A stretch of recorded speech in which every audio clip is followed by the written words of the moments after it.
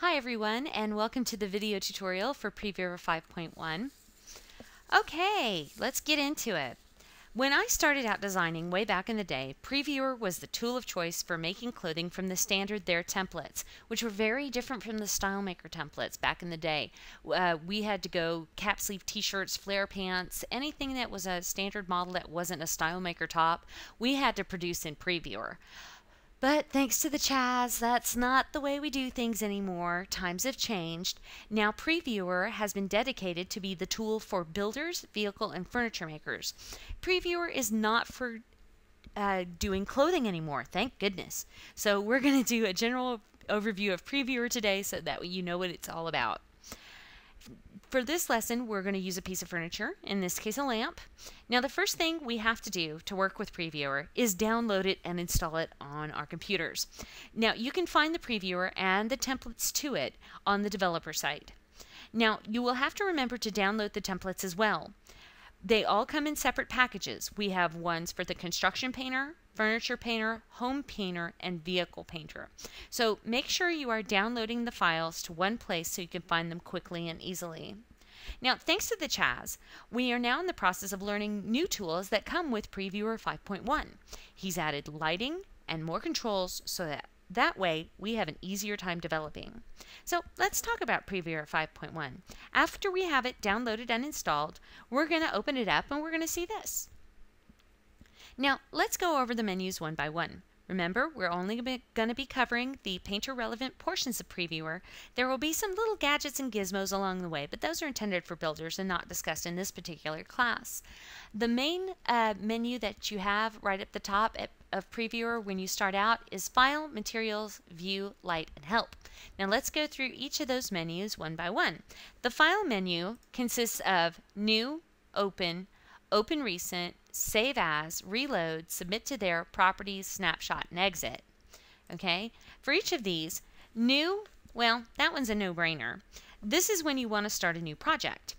If you are done with one model and want to go to another, it's a great idea to start off with a clean slate. So we click on New to tell Previewer that we've started a new project. The next one, Open. We use Open to open our .model or .preview files. This is how we open up our model in Previewer to begin the creative process by looking at our three-dimensional object that we are about to paint. To open up a model, click on Open, then navigate your way to the model files that came with the templates that you downloaded earlier. Now if you're into keyboard shortcuts, access this by clicking on Control-O. For this case, I want to paint a lamp. So I'm going to go and select the model file that comes with the lamp, click on Open, and there's my lamp. Yay! Now, Open Recent, the next one on the File menu. Open Recent is a new addition to Previewer 5.1. It makes its debut with it. This is another Chaz improvement to Previewer. Previewer now has the wonderful ability to call up the last 8 .model or .preview files that you have worked with. So when you take a break and you shut down Previewer, when you open it back up again, it will remember the last 8 models that you have worked with for easy access back to the models you've been working on. So like you can see, I've loaded up a lamp, a couch, a chair, the arch, floor, an 8-seat retro sofa set, 5-seat classic cedar. All these little things, they just save them right here. Like if I was for me, if I was working on a surfboard, then I could come back, and if I have my surfboard model loaded within the last 8 times, I could just click on it. It'll navigate its way to open up my surfboard for me. So anyway, so that's Open Recent. So if I just click on that, well, here, let's give you a good one. If I wanted to do a sofa, there you go. That's my sofa. If you see something like this is a great example. If you see something like this, don't worry. It's just that the texture hasn't opened up on the model, okay? It means that it can't find the texture. The model is opened up just fine. You can go into the materials menu, open it up, actually add in your textures, and you'll be fine. So don't worry about it. If you see this, you haven't done anything wrong. It's just that Previewer could not find the texture that went with this particular model, okay? So let's go back, go to Open Recent, and let's go back to our lamp. Okay, next up we have under that is Save As. Now, when we use Save As a painter, that means that we can save our .model or .preview file under a different name in a different place on our computer. If you're into keyboard shortcuts, then just use Control S. Reload. Reload is the next one up. That's the keyboard shortcut F5. That reloads the model's current texture files. So say you are working on your texture and you are saving your texture as the same name every time, and we'll get into the pros and cons of this later on. You can press F5 or click Reload and it will reload all of the textures on your model. Next step after that is Submit to There. This is for when we are ready to submit our item to the product submission team at There, so our work can be reviewed, approved, and introduced into There. This option will open up a submissions window that will allow you to give the name of your item along with the description and catalog image that you have produced for it. Next step is Properties. Now, this is a tool that's really intended for builders. Selecting this menu item will bring up a display of the properties of your model, including the number of LODs, the number of vertices. Oh, by the way, LOD means level of detail. Also, your polygons, pixels, collision polys, collision dimensions, model dimensions, material names, number of nodes, and joint names. It tells you a whole lot of stuff. Now, this is going to make a really loud beepy sound, so don't be afraid. Here we go. Okay. Donk. There we go. Here's all of our properties, all about our model. So you can see it there. After that, we have Snapshot. Now, Snapshot is neat because if you've never worked with Previewer before, this is very interesting because you can actually take snapshots of your different items. Previewer has a built-in camera so that when you can actually make catalog images right from the Previewer interface.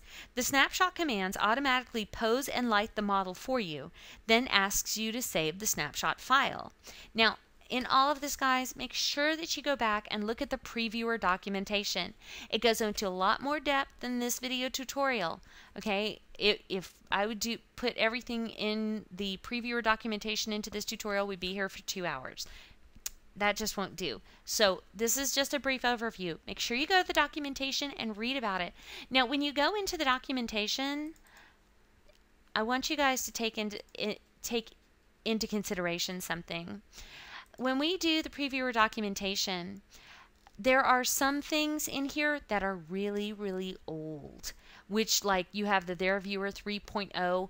Okay, that's 3.0. We are now at 5.1. So there are some really big differences, like the open recent, and like in this in the documentation it says that reload is broken. It's not broken anymore. So all of these little things, take into consideration that some of this stuff has been fixed. I'm highlighting the stuff that has been improved since that time. So make sure, just go back and read over it because it's really, really good stuff.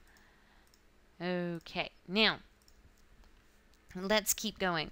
Now, after that, after Snapshot, there's Exit. Okay, and that's if you want to close Previewer. Next up is your Materials. Okay, the Materials menu is very particular to the item that you're painting. Depending on your model, clicking on the Materials tab will enable you to apply particular textures to the particular areas that are mapped onto the model. For example, a buggy has two. One for the window, which houses both opacity and color textures, and one for the body texture. For a lamp, in our case, we only have one. So the Materials menu is probably the one you're going to use the most because that is the place where we change our texture on the model. As the documentation says, the menu contains an item for each material in the model. Click on the item to bring up the Material panel, which you can change the material's texture. So if we go to Lamp and then we click Browse, we can actually browse our way to, let's see, let's go to my old stuff here. And then, let's see, where is my design folder? There it is. We go Design, and then My Designs. And no, I'm really super organized. Like, I have a folder just for lamps. And some of you guys might recognize this lamp. This is my stained glass lamp.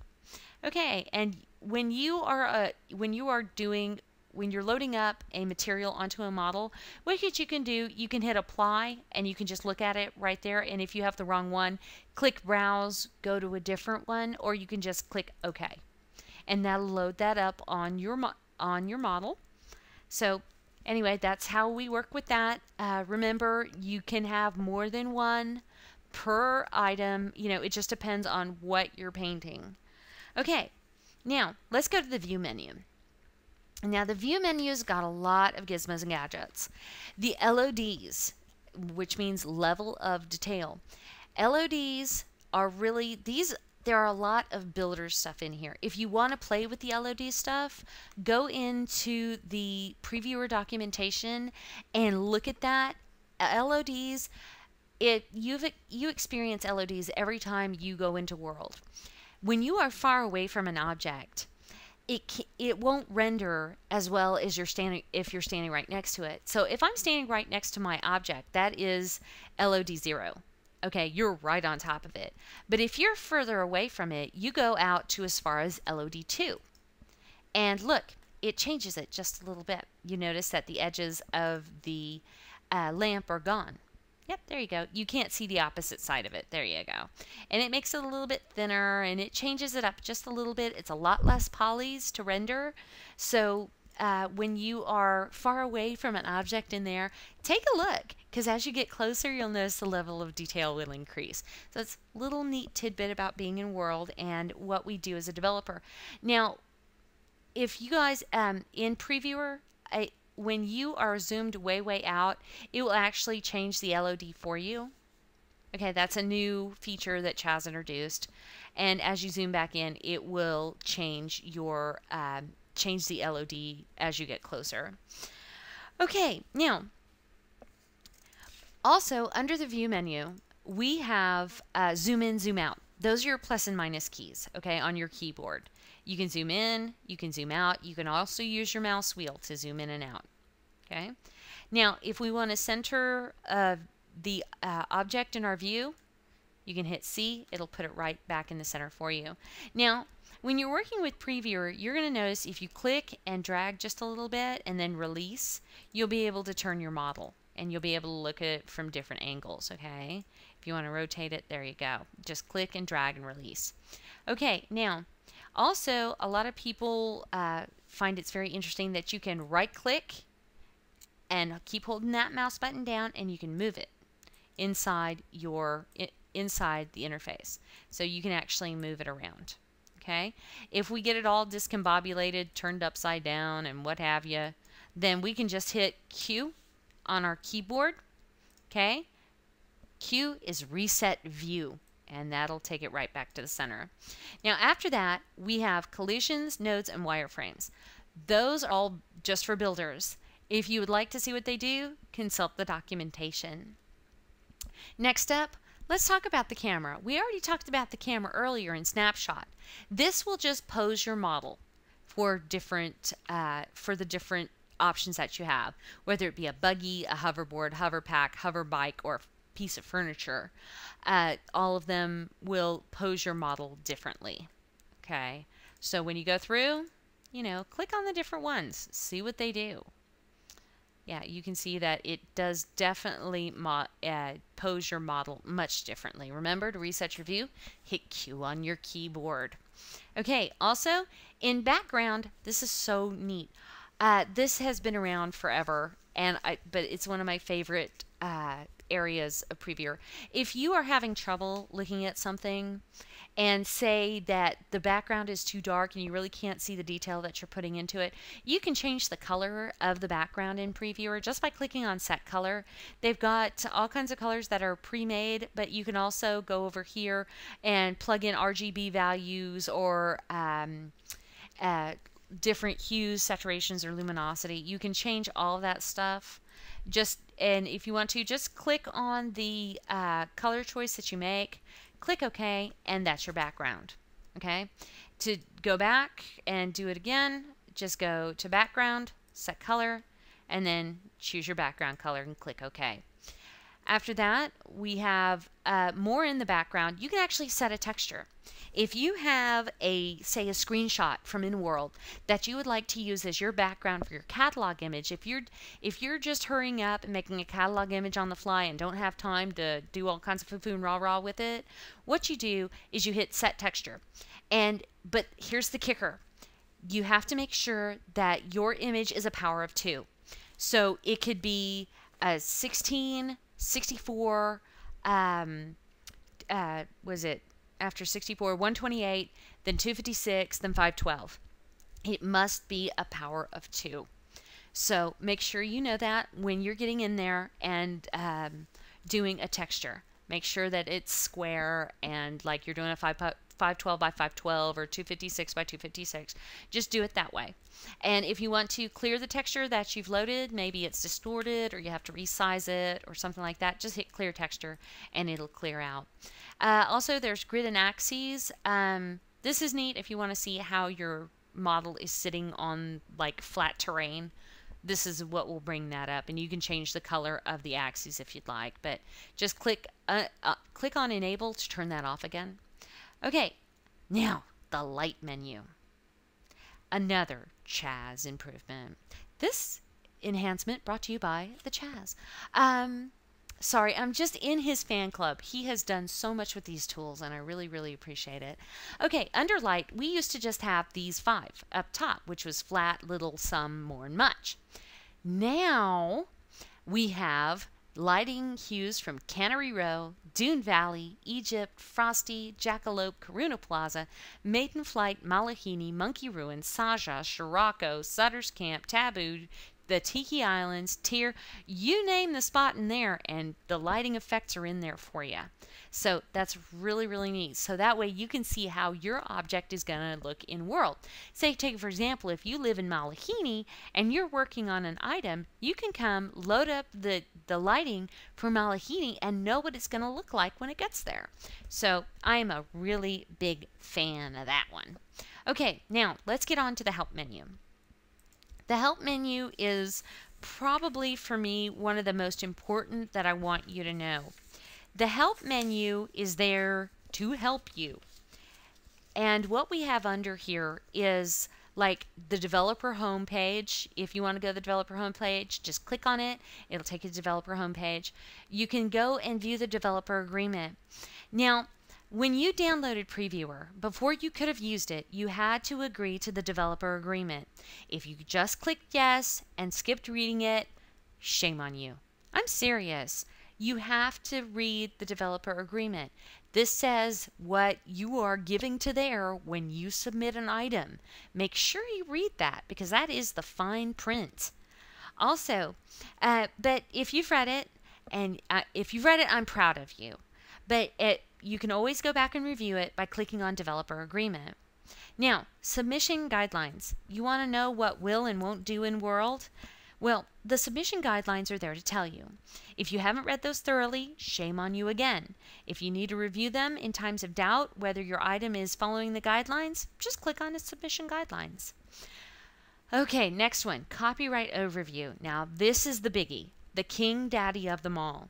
The overview on copyright was written by Sonny Abello, the head of submissions department at There.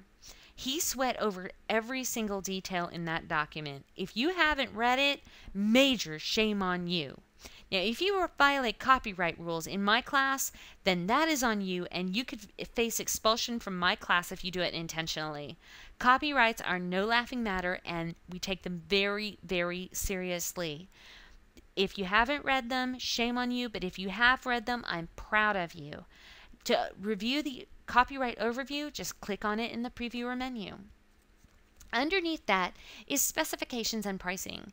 Now, specs and pricing, this is going to take you to that page on the developer site. It tells builders their dimensions and the specs that they have to meet when they are making an item. Also, it tells us painters that, okay, this is how much our item is going to cost, this is how much the wholesale fees are on it, this is how many textures we can use on it, etc. So make sure, go over all of these menus, go over the documentation, head over to the developer site and take a look at these individual things, because in the end, the better you know Previewer, it's like getting a book on your editor. It just pays dividends in tea later on. So that's an overview on Previewer. Now let's get into doing our lamp. Okay, so we've already loaded up our model. So I'm going to open recent and I'm going to reset it by just opening up my model again. Okay, on this thing, let's zoom in a little bit. You're going to notice that we have a little line that differentiates the top of the lamp, and then we have another little line at the top of the lamp. We have our made lamp shade. Then we have our the wood that goes on it, and there at the bottom the stand. Okay, let's zoom back out again. Okay. So let's work with this thing. Let's go into our painter templates, okay? And what we're going to do is go under Furniture Painter, and then go under the name of your item, which we are doing a lime snaz lamp.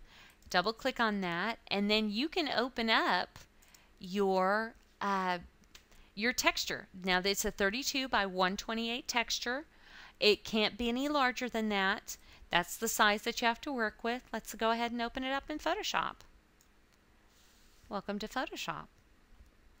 Sorry, I like to be quick, even though my computer likes to be slow. There we go. Okay, so we notice that this guy is tiny. It is literally, if we go and look at the image and then to image size, you're going to notice it's 32 wide by 128 high. It can't get any bigger than that. It won't let you. So let's go ahead and zoom in. All right, now let's take a comparison of what we're seeing on the texture, and let's come back to Previewer. Let's kind of look at them side by side. Now this is the good part about having Previewer, and you're able to move your model. So that way, let's look at it. Let's hit a Q to reset it, and let's zoom in a little bit. Now look at what we looked at here on the model. There's our line right here. It moves over into Photoshop right here. Okay, and there's the top of our lamp. The middle section here, that would be the light itself. You don't know where the light is? There's our light bulb right there. And then, of course, the bottom is all of the wood on that model. I mean, look at all that wood. That is the lamp stand and the lamp base. So take into account already that, that's going to be kind of tough to paint, because we don't just have one texture. We have it actually bending around one piece and then going on to another one. So take that into account when you're working with it. What we want to do with our lamp model, let me minimize this. Okay, with the lamp model, first thing I want you to do, okay, and we're going to open up this up and we're going to make it big. Because you know what, when we're working at such a small texture, we need to open this up as big as we can get. Oh, let's go back one step. Okay, well, let's just do this, Control-0. Okay, that's going to fit it to my screen for me. I like it. I like my textures when they're nice and big. Okay, notice what I have up on the sides of my texture. These are my rulers. Go to View, and then Rulers. It's a Control-R in Photoshop. Click on your rulers. You can click on it again to make them go away, but it's under View, Rulers. All right. Now, first thing we're going to do is we're going to create some guides. We're actually going to differentiate the different pieces of the lamp. First off, we're going to click and drag a guide, and we're going to put it right underneath. There you go. In that wonderful little area right there. Then we're going to come up to the piece that differentiates it from the top of the lamp, and we're going to leave another guide right there. And then, of course, we have the one, we can put one at the very top, but I'm going to come down here and actually differentiate where the light is on our, you remember we were talking about the light bulb? That little piece right in there. Let's zoom in so that way you can see it a little bit better. And what's neat about Previewer is that, you know, if you go beyond the boundaries of your of the model, you can actually see where like our little our light bulb. All right, let's zoom back out again. hit our Q, reset. Okay, now all we have to do, come in, make a layer, and we're just going to paint right over the top of this. Now, guys, if I don't teach you anything this semester, layers, layers, layers. Be an organized developer, use layers. If you're not using layers, you're going to make your life really, really hard. Don't do that. Make your life easy. Use layers. So just come in and, you know, start painting this guy. I'm going to just use my marquee tool and just pick a cool color. You know, for this case, you guys know that I go relatively fast. So I'm going to come in and do another layer. And I'm going to do another. You guys know how I love to work with blue. Blue and there, just go. I know a lot of people who are big fans of the color blue. There we go. Okay, there's another one. Let's pick a different shade of blue. Let's go with a lighter one. Okay, we've got that. I'm just hitting Alt backspace for my fills. Okay, then let's go ahead and let's do our light bulb. Do another layer. Come in and do our selection. Remember, just hold down your space bar to get that to get your selection to move for you. Like for example, this is going to be a light bulb, so I'm already going to come to my gradient tool, change my gradient up a little bit. I'll use one that I used for my Tuesday class. Okay, we'll use this one right here. And I'm going to use a radial gradient. And then I'm just going to come from the center, hold down my shift key, click and drag all the way out. And I've made a nice little light bulb. If you want it to be a little bit brighter, you know, just come into your gradient editor, click on your color, change the saturation of it, make it a little bit lighter. And then you can come back and try again with your radial gradient. Shift key, find your center, pull straight out. There you go. There is the middle of our light bulb. Underneath that, we can add some detail to go with our the little area underneath the light bulb, so we can see the little screwy part to the light bulb. We can go ahead, come in here, and paint that with a little something different. Let's use an orange. I'm not crazy about that. Let's go ahead and use an orange because we're just going to come in and bevel and emboss it anyway. Okay, come over to your layer and remember, try to label your layers. I'm not doing that because I'm just going really, really quick with you. But double click on your layers, name your layers, like this is the lamp top. And we have the lampshade bottom. Okay, then we have the light bulb.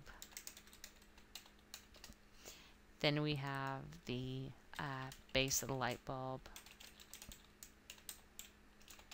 You know, so that way, if you come back and do another lamp and you just reload this particular PSD file that you're going to save, you can just come back real quickly, modify your layers, and you're done.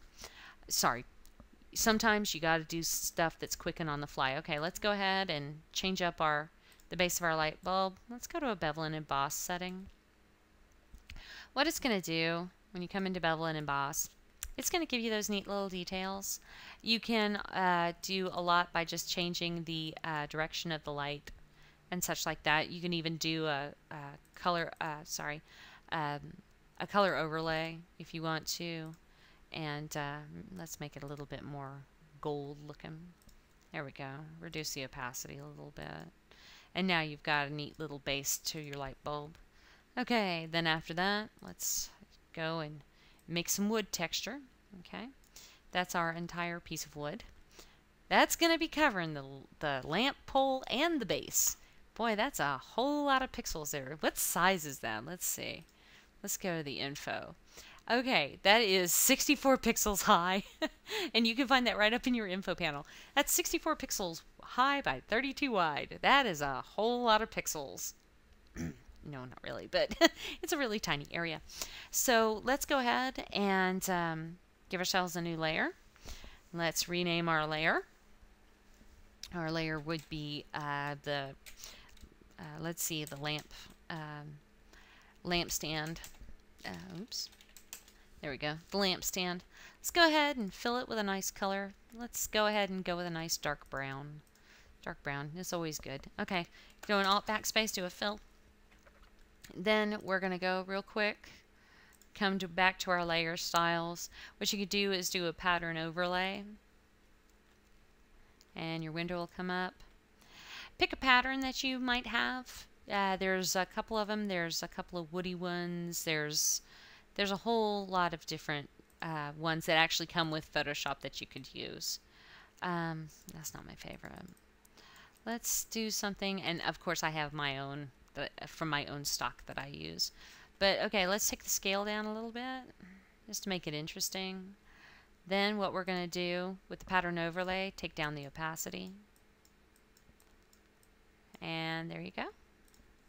Okay, now let's do a double click and we can see that our lamp is coming along nicely. Let's zoom back in because we're going to put a little bit of oomph into this lamp.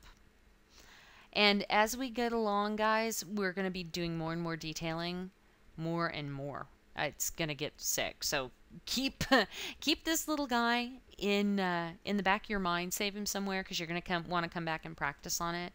But for this purpose, I'm just going to go to a custom shape tool and say I want to have a really pretty border on my lamp. I just come in like this. And then what I'm going to do is make sure that I'm going to constrain the proportions by holding down my shift key at the same time as I'm working with my tool, because remember that constrained proportion. I'm going to try to get a little bit of halfway. If I'd be smart, I would come back and do a guide. Let's do that. Okay, let's get a guide right in the middle. It's 32, so let's go to 16. Okay, there we go. There's 16 for us. That's the middle of our texture. I'm going to come back with my custom shape tool. Might be a little small, but you never know. Might be too small of an area. Okay, then I just come in here, constrain proportions, and let's take it up a little bit because maybe we want to put something underneath that. Ooh, but I'm not crazy about the color of that. Let's go with a really pretty blue on top of that. There we go. Now, of course, it's going to look like mud, but I'm going to copy and move it over. But you never know. We haven't opened it up in Previewer yet, so we don't know what it looks like, whether that's a, ooh, no, we won't be doing that. But remember, it goes around the sides of your image, so make sure you remember that. Is that this is going to tile on all 4 sides. Okay, we've got a little bit of that, and it doesn't look half bad. Let's zoom back in.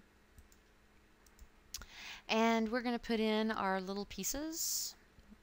Guys, I'm just doing this on the fly. How you do your lamp is definitely up to you.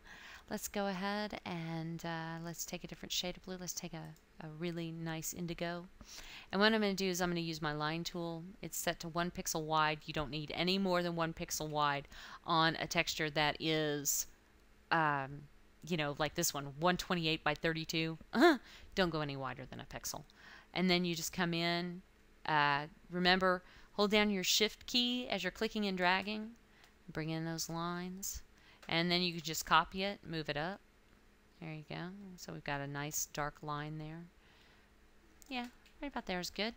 And then we can come back with our same shape tool, but we can go ahead and change the color of it by clicking on our color tab. And then we can move up through it. Since we're going to be on the top of the lamp and it's already a kind of a chalky kind of blue, let's go ahead and let's go with something that's muted but still very, very pretty. There we go. We'll just go to that. And then we'll add in one big piece of the lamp. Remember, hold down your shift key. Okay, we'll put that on there like that. Okay, and then if we want to, we can add little things to it. I mean, if we want to bevel and emboss it, make it really pretty, make it stick up, things like that. We can change the size of it. We can satin it maybe a little bit. That should be okay. Well, the multiply is a little too dark, and I think my size is a little too large. There we go. That should make that very, very pretty. Let's take down the screen a little bit, and let's take that out. Okay, so that should look really, really nice when we actually look at it in Previewer. Okay, let's do a file. And let's do a save as. Now remember guys, we're saving in PNG format. Just don't think of it any other way. I'm going to save this file to my desktop so I can find it really easily. We're going to save it. We're going to actually save twice. Remember, you're going to save first as your PSD. So let's call it my lamp. And then we're going to hit save. Alright, then we go back, save again. You're going to do a save as. And then this time you're going to go to a PNG.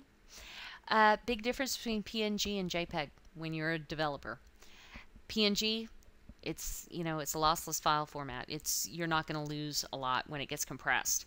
JPEGs though, oof, I've seen some very rough JPEGs. Save as a PNG, guys. Just take my advice. Okay, hit save. Okay, and then we hit OK because we're not going to interlace it. Okay, then we are going to minimize that. Here we are back in Previewer again. And what's that doing open back there? Okay, there we go. We got Previewer open. We do a File. And then, sorry, we go to Materials. My bad. Materials, go to Lamp. Then go to Browse. I'm going to browse my desktop. There's my lamp. We're going to open it up. See how we did. All right. There's my pretty little lamp, and of course it's not very detailed or anything like that. It's just a very, very simple piece. You can do a lot more with it if you take the time.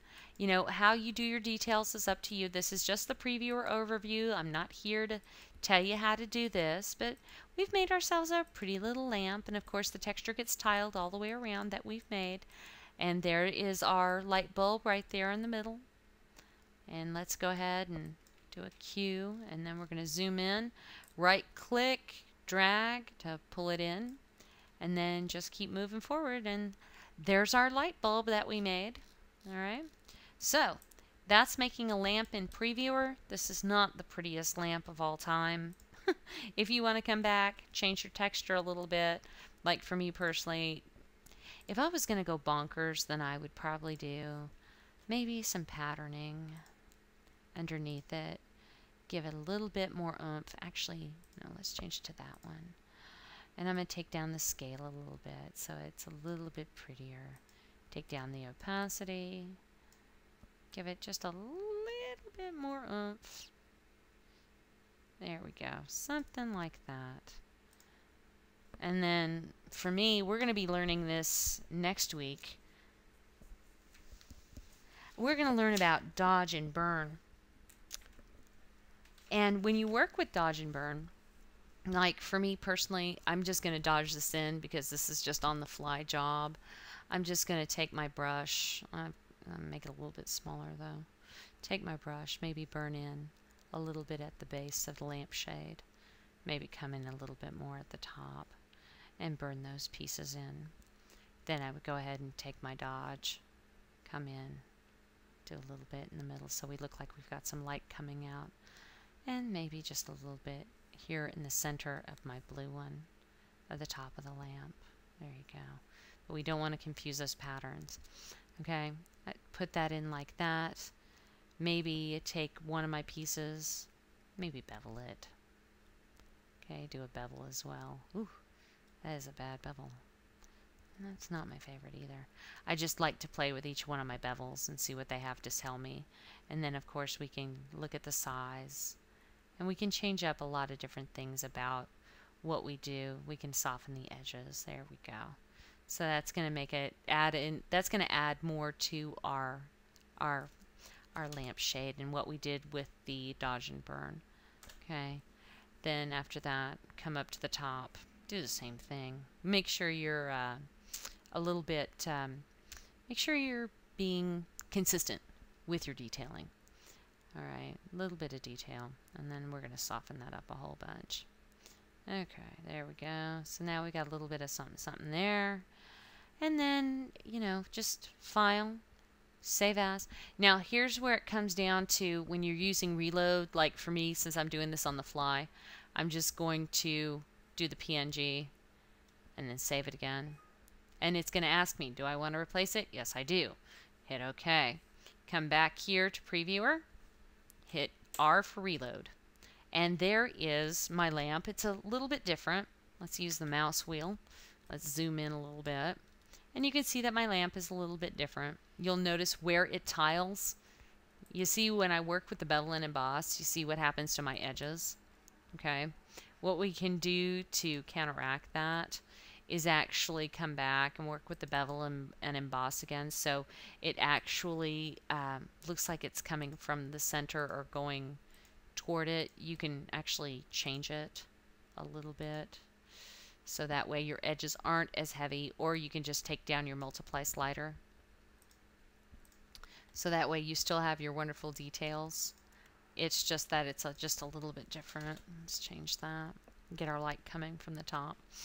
Okay, and you can do a file, save as again. Come back, save as PNG. Save as your file name. Hit yes. Hit OK. Come back, hit reload. And we've made it a little bit smoother. It's a little bit different. But anyway, that's, you know, that's making a lampshade that's fairly decent. Not my best in the world, but, you know, it's when you're a painter in the world, look in the auctions. There is plenty of competition. How well you do your item is really what's going to make you a little bit different. Make you actually a lot different. Because remember, don't walk to the beat of anybody else's drum but yours. So that's Previewer. That's working with a lamp. We made a pretty little lampshade. If anybody wants access to this PSD file, remember guys, this is my work, but you can always go off of it just to see the different shapes and things that I used to make my lampshade. Just make sure you email me for copies of the PSD file. Anyway, okay guys, that is Previewer. Pretty easy, isn't it? It's super simple stuff. If we want to come through, take a snapshot of it, like I'm going to take a snapshot as is. It'll ask me to save it as my lamp. I'm going to save it as one big word though. Save. And what it's going to do is going to take the picture. Now what did we just make? Which is, you know, that's like, wow, what did we just make? Okay, what we have is a photo of it. Let's go to preview. Okay, you remember this is 190 by 35. This is the size of your catalog image. So when you are working with stuff like this, remember guys, if you're going to use Snapshot, that's a pretty lackluster catalog image, isn't it? Be thinking on that for next time. Okay, for the 3D design department at the University of Their Intermediate Design class, this has been Sherry, and take care, and we'll see you next time.